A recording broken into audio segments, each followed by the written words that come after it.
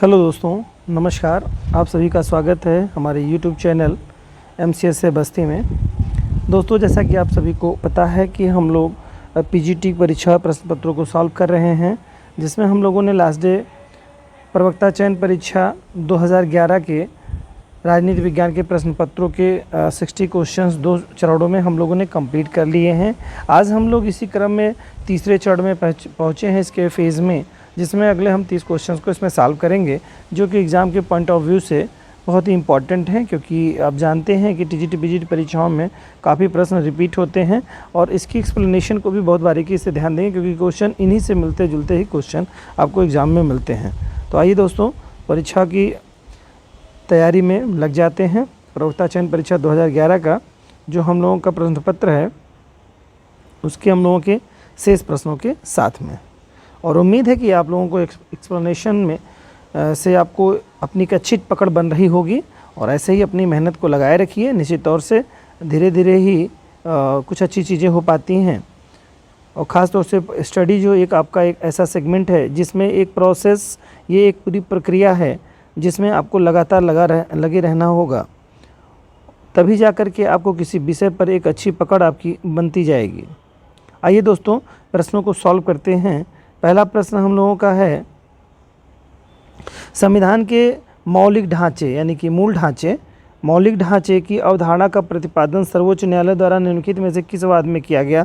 तो ये सभी को पता होगा दोस्तों, केशवानंद भारती बनाम केरल राज्य में संविधान के मूल ढांचे की अवधारणा, मौलिक ढांचा यानी कि ये मूल ढांचा, ठीक है, मूल ढांचे की संकल्पना का प्रतिपादन किया गया।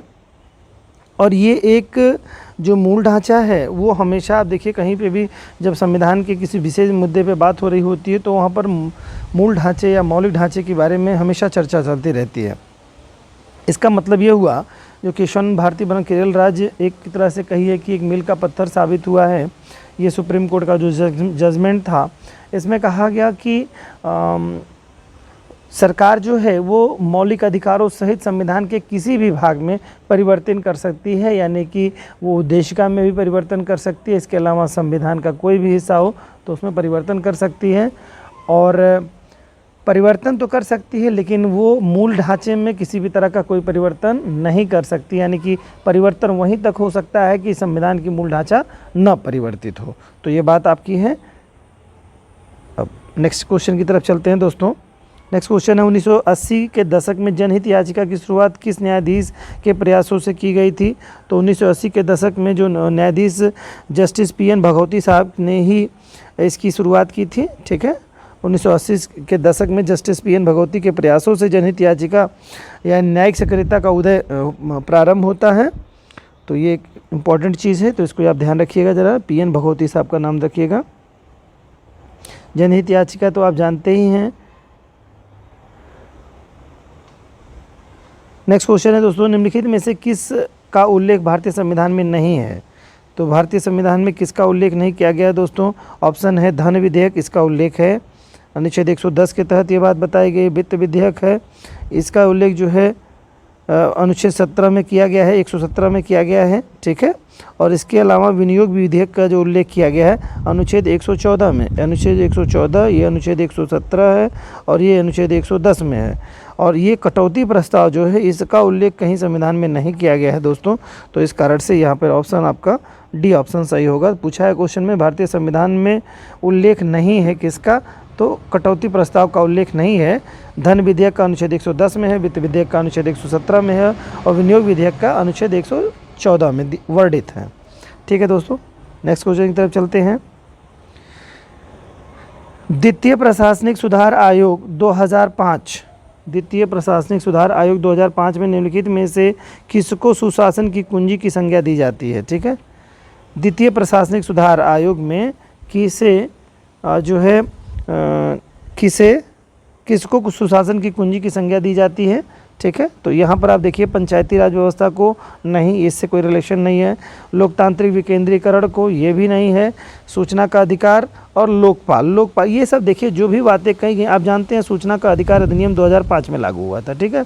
तो सूचना का अधिकार जो अधिनियम है, आप सब क्वेश्चन से ही समझ लीजिए, दो तथ्य आपको इंडिकेट कर रहे हैं, 2005, दूसरा सुशासन की कुंजी, यानी कि शासन कैसे अच्छा होगा। तो इसमें जो है सूचना के अधिकार के माध्यम से प्रशासन को और एक तरह से कहिए कि एक चुस्त दुरुस्त बनाने का काम किया जाता है, कि जैसे कि प्रशासन को सूचना का अधिकार हो जाएगा तो वो क्या करेगा, अपनी चीज़ों को ट्रांसपेरेंसी या अच्छे से करने की कोशिश करेगा। तो सूचना का अधिकार जो है सुशासन की कुंजी के रूप में जाना जाता है। नेक्स्ट क्वेश्चन है दोस्तों, भारत में लोकपाल की नियुक्ति की संस्तुति सबसे पहले किसके द्वारा की गई थी, यानी किस समिति ने की थी। तो प्रथम प्रशासनिक सुधार आयोग जो था, इसने सबसे पहले क्या किया था कि जो लोकपाल की संस्तुति के बारे में सबसे पहले किया गया था। प्रथम जो है प्रशासनिक सुधार आयोग जो है ये किया गया था। तो प्रथम प्रशासनिक सुधार आयोग जो है 1966 ईस्वी में, 1966 ईस्वी में प्रथम प्रशासनिक सुधार आयोग जो है मोरारजी देसाई की अध्यक्षता में, मोरारजी देसाई, ठीक है, मोरारजी देसाई की अध्यक्षता में किया गया था, ठीक है। तो ये बात थोड़ा सा ध्यान रखिएगा और ये आपके लिए इम्पोर्टेंट है। तो क्वेश्चन पूछा था लोकपाल की नियुक्ति की संस्तुति सबसे पहले किसने कब की गई थी, तो 1966 ईस्वी में। और 1968 ईस्वी में सर्वप्रथम लोकपाल विधेयक को संसद में रखा गया था, लेकिन वो पास नहीं कराया जा सका था, ठीक है। और एक चीज़ और भी है, बहुत ही इंपॉर्टेंट बात इससे संबंधित है, जो कि आप जान लीजिए। भारत में सर्वप्रथम लोकायुक्त की नियुक्ति महाराष्ट्र राज्य में की गई थी। कहाँ पर की गई थी, महाराष्ट्र राज्य में, महाराष्ट्र राज्य में सबसे पहले इसकी नियुक्ति की। जबकि लोकपाल संस्था का गठन, देखिए पूछेगा कि लोकपाल की नियुक्ति अगर कहाँ की गई थी तो महाराष्ट्र हो जाएगा, और अगर प्रश्न पूछता है सर्वप्रथम लोकायुक्त संस्था का गठन कहाँ किया गया था तो उड़ीसा हो जाएगा, ठीक है। तो सर्वप्रथम भारत में लोकायुक्त संस्था का गठन उड़ीसा में होगा, और सबसे पहले भारत में किस राज्य में लोकायुक्त की नियुक्ति की गई तो महाराष्ट्र में होगा। और प्रथम प्रशासनिक सुधार आयोग 1966 में जो किया गया था उसकी अध्यक्षता की थी मोरारजी देसाई ने की थी, ठीक है। इतनी बात इंपॉर्टेंट इस सेगमेंट में आपके लिए थी, जो कि आपको काफ़ी हेल्प करेगी एग्जाम में।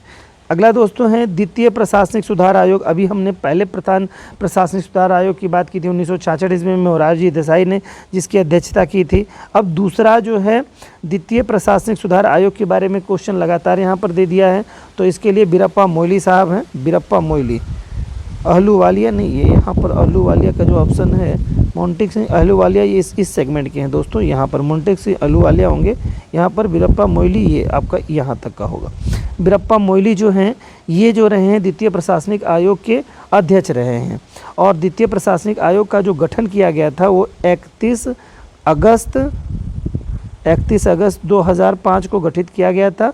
और इसकी अध्यक्षता जो की थी वो कर्नाटक के पूर्व मुख्यमंत्री रहे हैं बीरप्पा मोइली जी, इन्होंने इसकी अध्यक्षता की थी, ठीक है।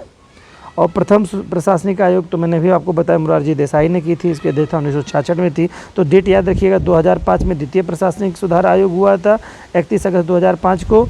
और प्रथम जो प्रशासनिक सुधार आयोग था 1966 में था, जिसके पहले वाले के थे मोरारजी देसाई और दूसरे वाले के बीरप्पा मोइली साहब थे। तो अध्यक्ष के बारे में पूछा है यहाँ पर, ऑप्शन आपका बी करेक्ट हो जाएगा। अहलूवालिया इस वाले सेगमेंट के मोंटेक सिंह अहलूवालिया, यहाँ पर बीरप्पा मोइली ही केवल ऑप्शन बी में होगा दोस्तों।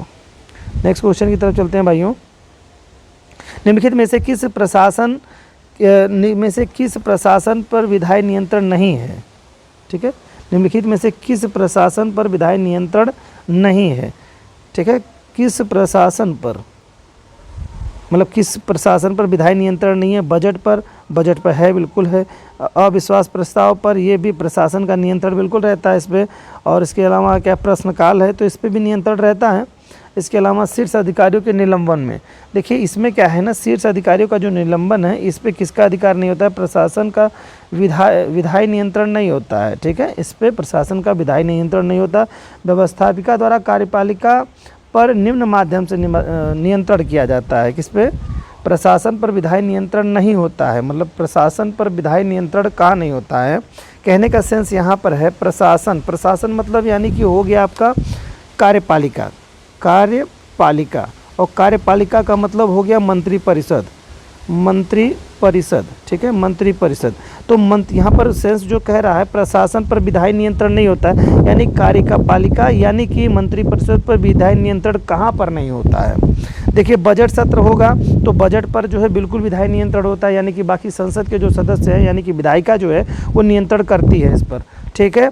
अविश्वास प्रस्ताव पर विधायिका का बिल्कुल रोल होता है, क्योंकि अविश्वास प्रस्ताव में अगर समर्थन नहीं हुआ विधायिका के सभी सदस्यों का तो सरकार गिर जाएगी और फिर वो दूसरी सरकार बनानी पड़ेगी। फिर प्रश्नकाल पर भी विधायी नियंत्रण होता है, ठीक है, लेकिन शीर्ष अधिकारियों के जो भी है कार्यपालिका का विषय है तो इस पर कोई नियंत्रण नहीं रहता है, ठीक है। नियंत्रण किस पे रहता है, बजट पे रहता है, अविश्वास प्रस्ताव पे रहता है, प्रश्न पूछ कर रहता है, कटौती प्रस्ताव के माध्यम से होता है, आलोचना करके इत्यादि माध्यमों से प्रशासन पर विधायी नियंत्रण किया जाता है, ठीक है। ओके दोस्तों, ये क्वेश्चन यहाँ पर ऑप्शन इसका 4 हो जाएगा। नेक्स्ट क्वेश्चन है दोस्तों, भारतीय संविधान में बजट का क्या नाम दिया गया है। भारतीय प्रशासन में बजट का क्या नाम दिया गया है।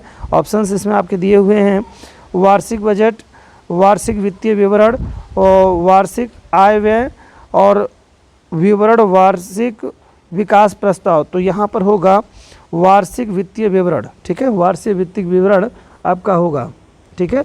और इसका जो आपका अनुच्छेद जो है भारतीय संविधान में अनुच्छेद 112 जो है वो बजट के लिए ही रखा गया है, ठीक है। तो जिसमें ये शब्द यूज किया गया है भारतीय संविधान में कि वार्षिक वित्तीय विवरण का उल्लेख, यहाँ पर बजट नहीं लिखा हुआ है, यहाँ पर लिखा हुआ है वार्षिक वित्तीय विवरण, वार्षिक वित्तीय विवरण का स्पष्ट उल्लेख किया गया है, या कहा गया है वार्षिक वित्तीय विवरण का उल्लेख संविधान के अनुच्छेद 112 के अंतर्गत वर्णित है, ठीक है।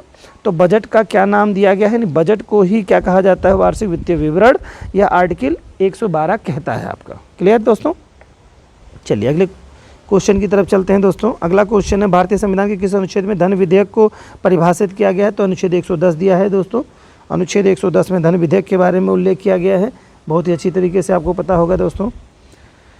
और जानते हैं धन विधेयक हमेशा लोकसभा में ही पेश किया जा सकता है, ठीक है, धन विधेयक को लोकसभा में पेश किया जा सकता है। और कोई विधेयक धन विधेयक है इसको कौन बताएगा, ये लोकसभा स्पीकर बताएंगे, लोकसभा अध्यक्ष, लोकसभा अध्यक्ष ही बताएंगे कोई विधेयक धन विधेयक है, इसके लिए पुष्टि कौन करेगा, लोकसभा अध्यक्ष करेंगे। अगला क्वेश्चन है दोस्तों, भारत के संविधान में शामिल विधि। हाँ दोस्तों, नेक्स्ट क्वेश्चन है, भारत के संविधान में शामिल विधि द्वारा स्थापित प्रक्रिया का विचार किस देश के संविधान से लिया गया है। तो दोस्तों जापान के संविधान से लिया गया है। विधि द्वारा स्थापित प्रक्रिया का विचार जो है जापान के संविधान से लिया गया है।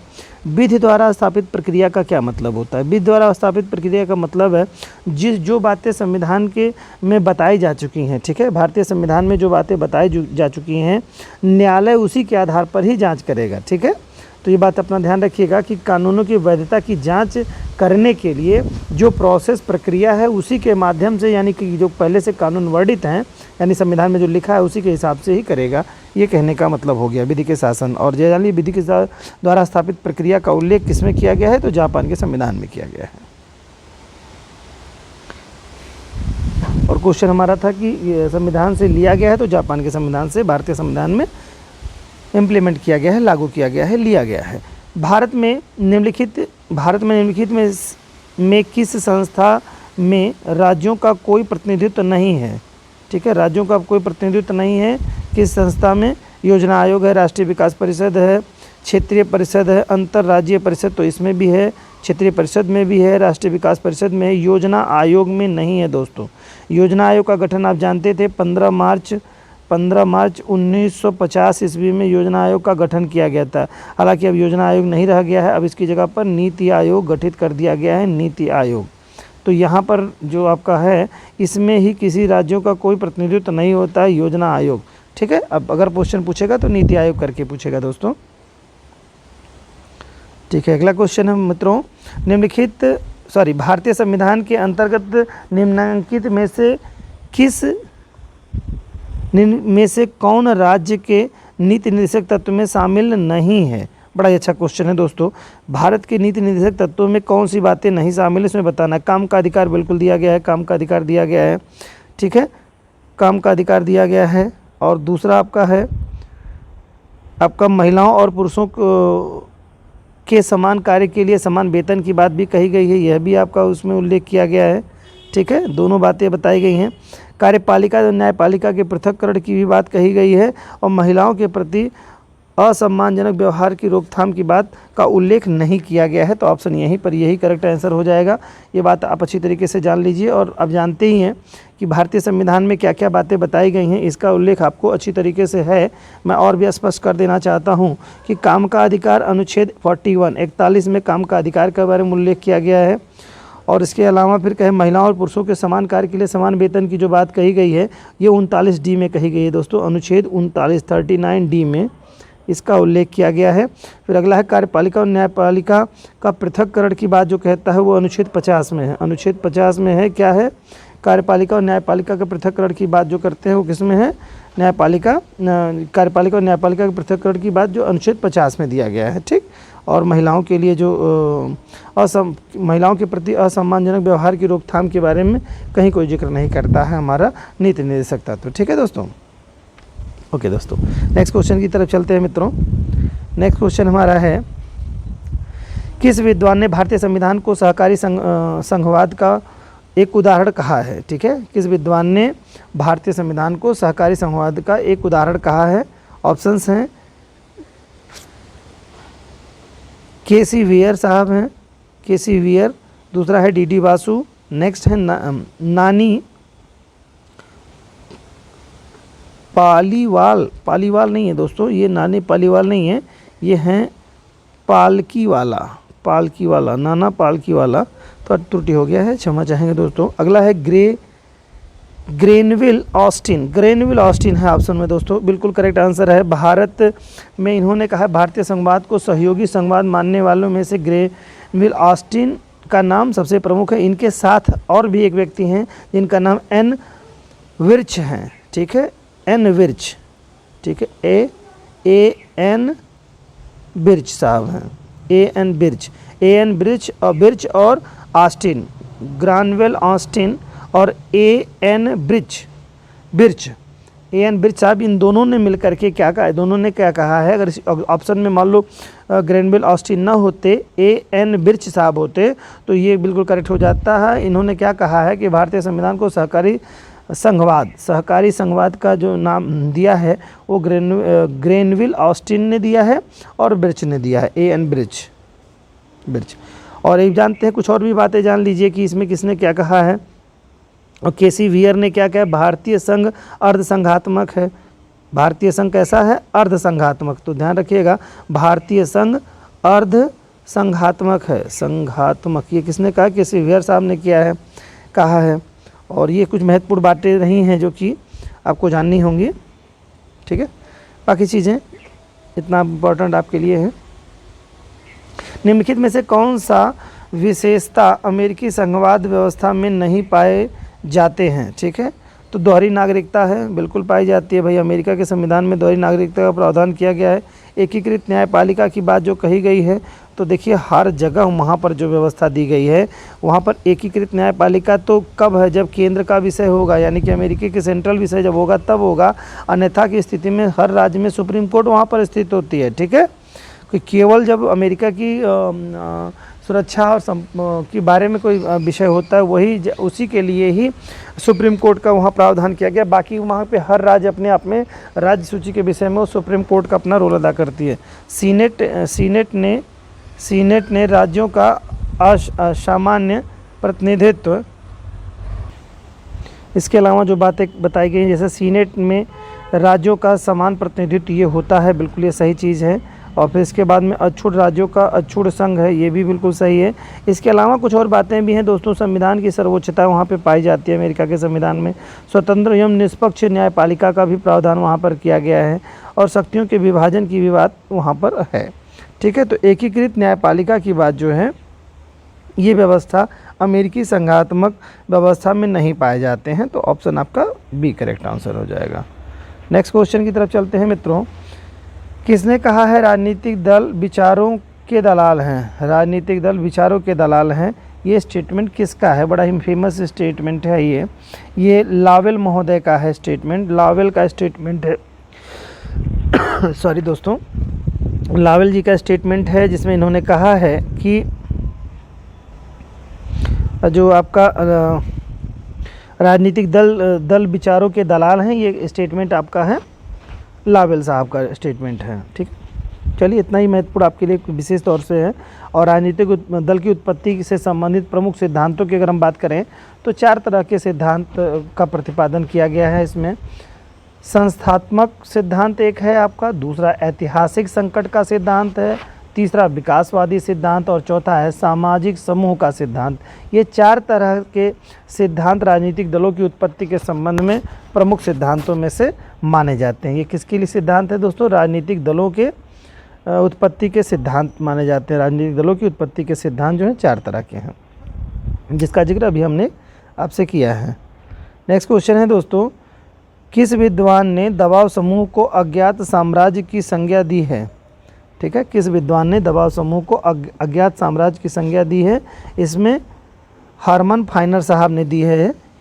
हरमन फाइनर साहब ने कहा है दबाव समूह जो होते हैं वो अज्ञात साम्राज्य की संज्ञा इन्हें दी है, हरमन फाइबर ने कहा है। ठीक है, तो ये इतना इम्पोर्टेंट आपके लिए दोस्तों।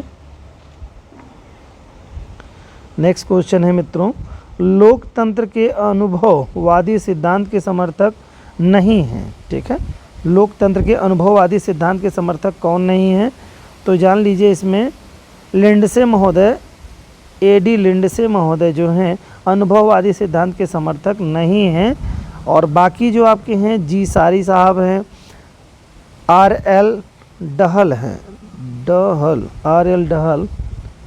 डहल जो हैं ये भी हैं आपके, और सुपीटर है, इनका नाम सुम्पीटर भी मिलता है, तो बात वही है, सुम्पीटर ये भी सेंस है दोनों में। ये है अनुभववादी सिद्धांत के समर्थक नहीं हैं। ठीक है, तो ये एडी लिंडसे साहब नहीं है। ठीक है, नेक्स्ट क्वेश्चन है मित्रों, किस विद्वान ने संगठनात्मक ढांचे की प्रकृति के आधार पर राजनीतिक दलों का वर्गीकरण प्रस्तुत किया है?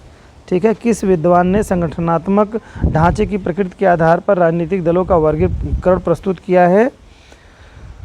ऑप्शंस हैं, लॉर्ड ब्राइस हैं, फाइनर हैं, जेम्स जप हैं और मॉरिस दुवर्जन साहब हैं। तो इसमें से मॉरिस दुवर्जन जी जो हैं, इन्होंने क्या किया है? संगठनात्मक ढांचे की प्रवृत्ति के आधार पर राजनीतिक दलों का वर्गीकरण प्रस्तुत किया है इन्होंने। ठीक है, ये मॉरिस दुवर्जन साहब हैं। ठीक, नेक्स्ट क्वेश्चन है दोस्तों, ग्रेवियल आमंड द्वारा प्रस्तुत दबाव समूह के वर्गीकरण में कौन सा नहीं शामिल? दबाव समूह के वर्गीकरण में कौन सा शामिल नहीं है? तो इसमें क्या है? संस्थागत समूह है, ये शामिल हैं दोस्तों, संस्थागत समूह बिल्कुल शामिल है आपका। इसके अलावा क्या है? गैर संस्थागत समूह है। तो गैर संस्थागत समूह जो हैं ये कभी भी शामिल नहीं हुए हैं दबाव समूह में, तो ये ध्यान रखिएगा। दबाव समूह में वर्गीकरण में कौन शामिल नहीं है? तो गैर संस्थागत समूह नहीं शामिल है इसमें। समुदायात्मक समूह जो हैं ये शामिल हैं आपके, गैर समुदायात्मक समूह जो हैं ये भी आपके शामिल हैं। ठीक है, लेकिन गैर संस्थागत समूह नहीं शामिल हैं दोस्तों। ग्रेवियल आमंड ने दबाव समूह में गैर संस्थागत समूहों को शामिल नहीं किया है, वर्गीकरण में शामिल नहीं किया है। नेक्स्ट क्वेश्चन है दोस्तों, वर्तमान में निम्नलिखित में से कौन एक दलीय व्यवस्था का उदाहरण नहीं है? एक दलीय व्यवस्था का उदाहरण नहीं है। एक दलीय व्यवस्था क्यूबा में बिल्कुल है, क्यूबा में एक दलीय व्यवस्था का संचार है, चीन में भी है, पोलैंड में नहीं है, उत्तर कोरिया में भी एक दलीय व्यवस्था का संचार किया गया है। ठीक है, एक दलीय व्यवस्था। और पोलैंड में बहुदलीय व्यवस्था है दोस्तों, बहुदलीय व्यवस्था है वहाँ पर, जिसमें civil platform, law and justice, police people party, बहुत सारी ऐसी राजनीतिक दलों के रूप में पार्टियां वहाँ पर राजनीतिक दल हैं यहाँ पे। ठीक है, ओके दोस्तों, नेक्स्ट क्वेश्चन की तरफ चलते हैं। अगला क्वेश्चन है, निम्नलिखित में से कौन जे.एस. मिल के विचारों के अनुकूल नहीं है? ठीक है, जे.एस. मिल के विचारों के अनुकूल कौन नहीं है? तो इसमें देखिए, भारित मताधिकार का समर्थन बिल्कुल किया इन्होंने, भारित मताधिकार का समर्थन इन्होंने किया है। फिर महिला मताधिकार का भी समर्थन इन्होंने किया है। प्रत्यक्ष प्रजातंत्र का समर्थन प्रत्यक्ष प्रजातंत्र का समर्थन इन्होंने नहीं किया है दोस्तों, प्रत्यक्ष प्रजातंत्र का समर्थन नहीं किया है। और राज्य एक आवश्यक बुराई है, ठीक है, ये आवश्यक बुराई है ऐसा मानना है, ठीक है, जेएस मिल का ऐसा मानना है, ठीक है, ये बात है आपकी। और इनकी जो पुस्तक है द रिप्रेजेंटेटिव गवर्नमेंट जो है, जो कि 1859 में इस्टेब्लिश की गई थी, तो बहुत ही बेहतरीन है पुस्तक। इस पे इन्होंने जेएस मिल ने प्रत्यक्ष प्रजातंत्र का समर्थन नहीं किया है, ये बात तो आपको मैंने स्पष्ट कर दी, ठीक है। और जो इनकी पुस्तक है, इस पुस्तक के अंतर्गत इन्होंने प्रतिनिधित्व मूलक संस्थाओं का समर्थन किया है, ये बात ध्यान रखिएगा, किसकी, प्रतिनिधि मूलक संस्थाओं का समर्थन किया है। तो इतना ठीक है इसके लिए आपके लिए। अगला क्वेश्चन है, कौटिल्य के मंडल सिद्धांत में विजिसु का क्या तात्पर्य है, ठीक है, क्या विजिसु का क्या तात्पर्य है? जिसके अंदर जीतने की इच्छा हो दोस्तों, जो जीतने की इच्छा रखता हो उसे क्या कहा जाएगा? विजिसु, विजिगिसु, विजिगिसु कहा जाएगा, विजिगिसु, कहीं कहीं विजिगिसु, विजगी ऐसे भी मिलेगा दोस्तों, विजिगिसु, विजगिसु भी मिलेगा यहाँ पे, ठीक है, जो जीतने की इच्छा रखता हो, ये आपका हो जाएगा। अगला क्वेश्चन है दोस्तों, निम्नलिखित में से अरस्तु के कौन अरस्तु के विचारों की विशेषता नहीं है? अरस्तु के विचारों की विशेषता कौन सी नहीं है दोस्तों? पहला क्वेश्चन है, देखिए यहाँ पर जो कूट में हम लोगों को दिया हुआ है, यहाँ पर दूसरा ऑप्शन यहाँ से हो जाएगा, ये तीसरा हो जाएगा और ये चौथा हो जाएगा दोस्तों। राज्य व्यक्ति से पहले है, ये विशेषता बिल्कुल है अरस्तु की। और अरस्तु फिर दूसरा निगनात्मक कह रहा है, तो नहीं, निगनात्मक जो है प्लेटो की है, प्लेटो की विचारधारा है। इसकी व्यवस्था अरस्तु की है अगमनात्मक, ठीक है, इसी कैसी है? आगमनात्मक जो पद्धति है वो इन्होंने दी है, किसने दी है? ये अरस्तु की है। प्लेटो की निगमनात्मक है, ठीक है, यानी कि कहिए कि सरल से कठिन की तरफ चलने की जो व्यवस्था दी है वो दी है प्लेटो ने, ठीक है, निगनात्मक व्यवस्था में।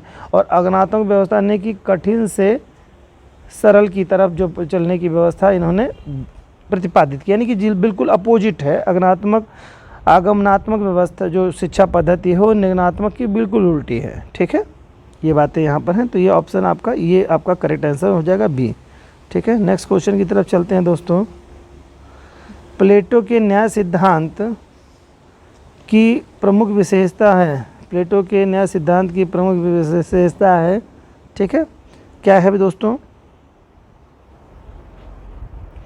पहला ऑप्शन है समानता, स्वतंत्रता, ठीक है, स्वतंत्रता, समानता, विधि का शासन, ये भी है। कार्य विभाजन एवं विशेषीकरण, ये बिल्कुल नहीं है। प्लेटो के न्याय सिद्धांत का कार्य विभाजन एवं विशेषीकरण इनकी विशेषता नहीं है। क्या कह रहा है कि प्लेटो की सिद्धांत की प्रमुख विशेषता है, बिल्कुल ये इन्होंने किया है। समानता, स्वतंत्रता, शोषण, ये बिल्कुल, विधि का शासन, ये बिल्कुल नहीं किया। इन्होंने कार्य विभाजन किया, 3 तरह के वर्गों की व्यवस्था की है इन्होंने, ठीक है, 3 तरह के वर्गों की व्यवस्था की है, ठीक है। दार्शनिक है, सैनिक है और उत्पादक है। जी, दार्शनिक है, सैनिक वर्ग हैं और उत्पादक हैं। दार्शनिक है, क्या है? दार्शनिक है, ठीक है, दार्शनिक शासक मतलब वही हो जाएगा आपका दोस्तों। दार्शनिक है, सैनिक है और उत्पादक है। और इन्होंने क्या है, सैनिक और दार्शनिक को संपत्ति रखने का अधिकार नहीं दिया है, बल्कि उत्पादक वर्ग को जो है संपत्ति रखने का अधिकार इन्होंने उपलब्ध कराया है। हाँ, क्वेश्चन नेक्स्ट है दोस्तों, प्लेटो के न्याय सिद्धांत की प्रमुख विशेषता क्या है, ठीक है। न्याय सिद्धांत की ये क्वेश्चन तो हम लोगों ने कर लिया है दोस्तों, न्याय सिद्धांत की व्याख्या। अगला क्वेश्चन है, कौटिल्य के अनुसार उनकी पुस्तक अर्थशास्त्र का मुख्य उद्देश्य क्या है, ठीक है, उनकी पुस्तक का मुख्य उद्देश्य क्या है दोस्तों? तो बता रहा है इसमें व्यक्तियों का नैतिक विकास, ठीक है, नैतिक विकास। और अगला है ये नहीं है, अर्थशास्त्र का विकास, बिल्कुल ये भी नहीं है। कूटनीति के सिद्धांतों का प्रतिपादन, ये भी नहीं है। राज्य के क्षेत्र की रक्षा एवं उसका संवर्धन, राज्य की क्षेत्र की रक्षा एवं उसका संवर्धन अर्थशास्त्र का मुख्य उद्देश्य है, बिल्कुल यही समझ देते हैं उसमें। और इन्होंने अर्थशास्त्र में अपनी जो पुस्तक है इनकी, ये मूल रूप से राजनीतिक सिद्धांतों पर लिखी गई पुस्तक है। और इसमें इन्होंने क्या किया, सबसे ज़्यादा इम्पोर्टेंट जो रोल दिया है, मतलब जो है अर्थ पर दिया है, यानी धन की बात कही है। और इन्होंने अर्थ के जो आशय स्पष्ट किया उसका मतलब होता है भूमि या क्षेत्र जिस पर मनुष्य बसे हों। अर्थ का जो मतलब है इन्होंने मतलब कहने का ये सेंस है कि अर्थशास्त्र जो पुस्तक है इस पर इन्होंने अर्थ को विशेष फोकस किया है, यानी कि धन को फोकस किया है। अब यहाँ पे अर्थ की परिभाषा, यहाँ जो अर्थ के रूप में आज के डेट में हम धन देखते हैं, लेकिन उस समय उन्होंने जो बात बताई थी अर्थ के सेंस में वो भूमि या क्षेत्र पर, भूमि या क्षेत्र होता था, भूमि या क्षेत्र होता था। लेकिन कैसी भूमि और कैसा क्षेत्र के बारे में कह रहे थे, जहाँ पर लोग रहते हों, जहाँ पर लोग निवास करते हों, लोग यानी जनसंख्या जहाँ पर हो, उसको इन्होंने अर्थ माना था। ठीक है, ये बातें दोस्तों। नेक्स्ट क्वेश्चन है मित्रों, नेक्स्ट क्वेश्चन हमारा है संघात्मक व्यवस्था का सबसे महत्वपूर्ण तत्व क्या है। संघात्मक व्यवस्था का सबसे महत्वपूर्ण तत्व जो है शक्ति पृथक्करण कह रहा है, शक्ति का विभाजन कह रहा है, और लिखित व कठोर संविधान बता रहा है। फिर अगला ऑप्शन कह रहा है उपरोक्त सभी। तो जान लीजिए संघात्मक शासन व्यवस्था का जो सबसे बड़ी खासियत होती है वो शक्ति का विभाजन होता है दोस्तों। क्या होता है, राज्य सरकार होती है और केंद्र सरकार होती है, दोनों का शक्तियों का विभाजन होता है, ये सबसे बड़ी बात होती है। संघात्मक व्यवस्था की सबसे बड़ी विशेषता यही होती है, शक्तियों का विभाजन।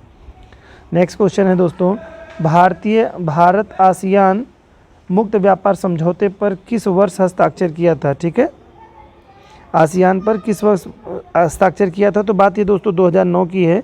ठीक है, 2009 में इन्होंने जो है 13 अगस्त 2009 को, ये डेट थी 13 अगस्त 2009, 13 अगस्त 2009 को आसियान पर मुक्त व्यापार समझौते पर भारत ने हस्ताक्षर किए थे। ठीक है, और यह समझौता जो है जो प्रभावी हुआ था 1 जनवरी, पूछ सकता है एग्जाम में, 1 जनवरी 2010 को ये समझौता बिल्कुल लागू हो गया था। सिग्नेचर कब किया था भारत ने, 13 अगस्त 2009 को किया था, और 1 जनवरी 2010 से यह समझौता लागू हो गया था। ठीक है, नेक्स्ट क्वेश्चन है दोस्तों, तो यहाँ पर ऑप्शन आपका जो हो जाएगा वो आपका 2009 वाला ऑप्शन हो जाएगा, ये तो आपको पता ही होगा 2009 का। ठीक है, नेक्स्ट क्वेश्चन है दोस्तों,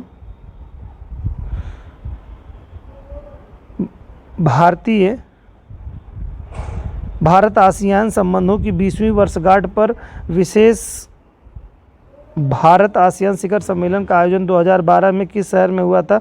तो दोस्तों ये पुराना क्वेश्चन आपका है, ये क्वेश्चन थोड़ा पुराना है, तो आपको बहरहाल मैं बता दे रहा हूँ, ये दिल्ली में हुआ था इसकी बैठक। आपको देखना होगा कि आसियान की जो नई बैठक हुई है 2018, 2020, 21 में जो हुई है, यानी लेटेस्ट जो बैठक हुई है, उसके बारे में आपको देख करके एग्जाम में जाना होगा।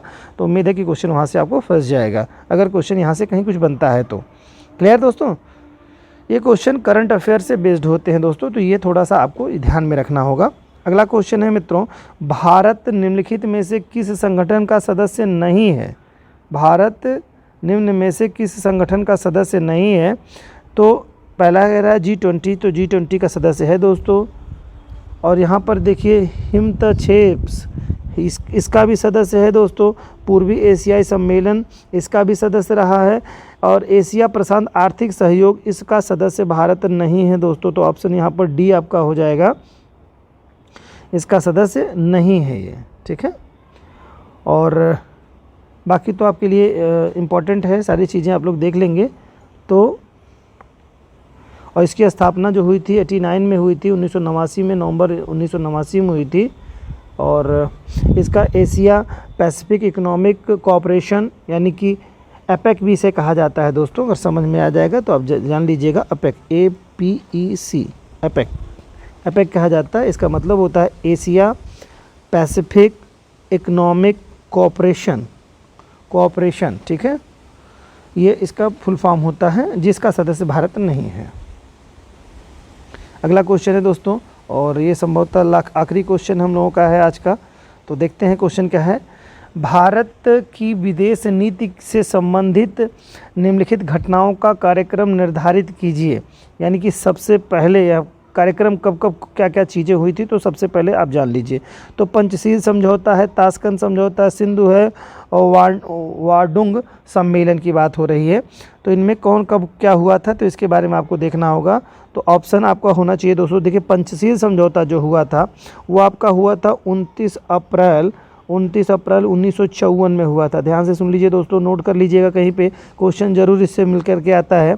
इसके बाद आपका हुआ था 18 से 24 अप्रैल के मध्य में, 18 से 24 अप्रैल के मध्य में क्या हुआ था 1966 में, 1955 में, सॉरी 1955 में दोस्तों, 1955 में 18 से 24 अप्रैल के मध्य में वाडुंग सम्मेलन हुआ था। ठीक है, 1855 में। 54 में आपका पंचशील हुआ था और आपका वाडुंग आपका 55 में हुआ था।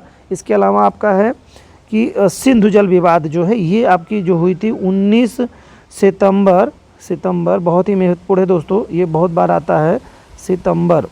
ठीक है, 19 सितंबर 1960 को क्या सिंधु जल समझौता हुआ था।